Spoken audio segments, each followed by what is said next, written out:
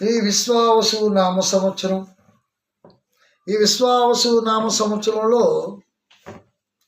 పుష్యమాసం జనవరి నెల 2026 ఆంగ్ల సంవత్సరాది. ఈ ఆంగ్ల సంవత్సరాది నుంచి కూడా కర్కాటక రాశి వారికి దశ మారిందనే చెప్పచ్చు. అనుకున్నది అనుకున్నట్టుగా జరుగుతుంది. ఊహించలేనటువంటి ధనం చేతికి వస్తుంది.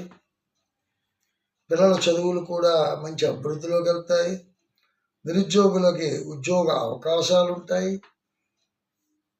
విదేశీ ప్రయత్నములు చేసేవారికి ఏదైతే ఆలోచించుకొని వీసా గురించి అప్లై చేసుకున్నారో అవన్నీ కూడా సుపరిణామాలు చోటు చేసుకుంటాయి.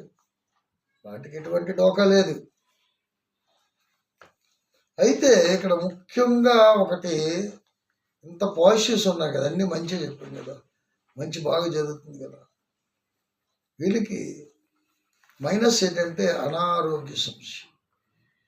ఆరోగ్యం చాలా జాగ్రత్త. ఎందుకంటే శుక్రుడు సప్తమాధిపత్యంలో శుక్రుడు కుజుడితో కలిసి ఉన్నటువంటి వాడు ఏం చేస్తాడంటే ఆ ఆనందంతో మనకేదో వినోద కార్యక్రమాలు అవి ఉంటాయనుకోండి, సరదాగా చుట్టాలు పట్టాలు అందరూ కలిసి అన్ఎక్స్పెక్టెడ్గా ఏదైనా జరగవచ్చు. ఆరోగ్యంలో జాగ్రత్తగా ఉండాలి. కోపాన్ని కంట్రోల్ చేసుకోవాలి. ఉద్రేకపడకూడదు.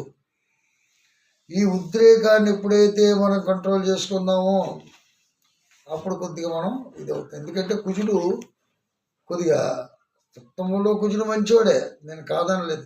కానీ అక్కడ శుక్రుడితో ఉన్నాడు. శుక్రుడు బలవంతుడు.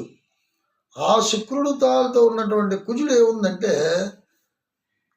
మనం చెప్పకూడదు, ఆపరేషన్ వరకు తీసుకెళ్ళిపోతాడు. అందుకని జాగ్రత్తగా ఉండండి. ఎంత జాగ్రత్తగా ఉంటే అంత మంచిది. అలాగని మనం అజాగ్రత్త పడకూడదు. ఏ కార్యక్రమాలకు వెళ్ళినా సరే ఆవేశభరితంగా ఉండరాదు.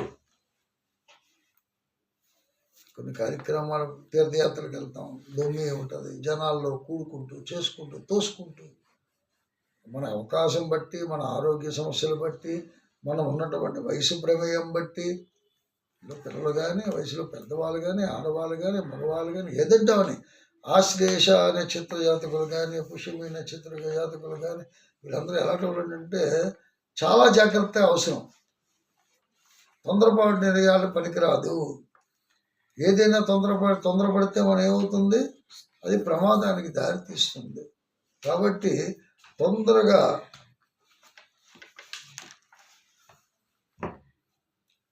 ఆరోగ్య సమస్యలని దాటుకొని వెళ్ళాలి. దైవారాధనకి మించింది లేదు. ఇంట్లో కూడా జ్ఞానం చేసుకోండి.